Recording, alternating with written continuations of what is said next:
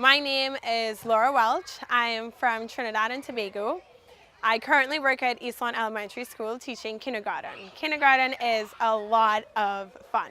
Before I was a whole group teacher, I was an intervention specialist at a small private school called Dunross. And Dunross was great. It was a real family environment, but being here is a whole new world. It's the first time that I have a classroom of my own and all the challenges and all the highs and lows that go with it. So it's a real learning experience for me, but I've been enjoying every single second of it.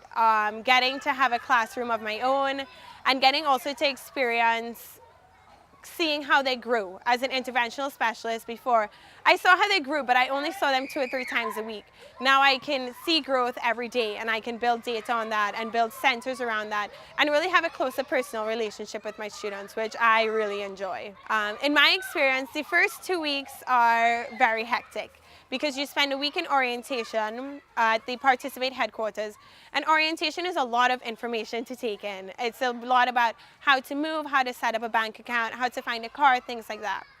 And then you have the next week to then set up your classroom and use the information that you've learned at orientation to think, okay, how am I going to settle my life? Because the kids come the week after that.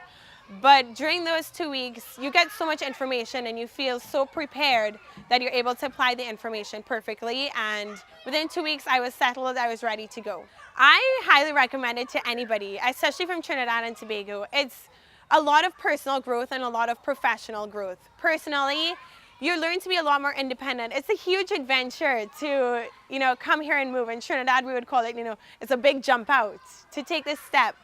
But it is absolutely fantastic. Professionally, there's so many trainings that you can do, so much learning that happens that you can take back to Trinidad at the end of the day.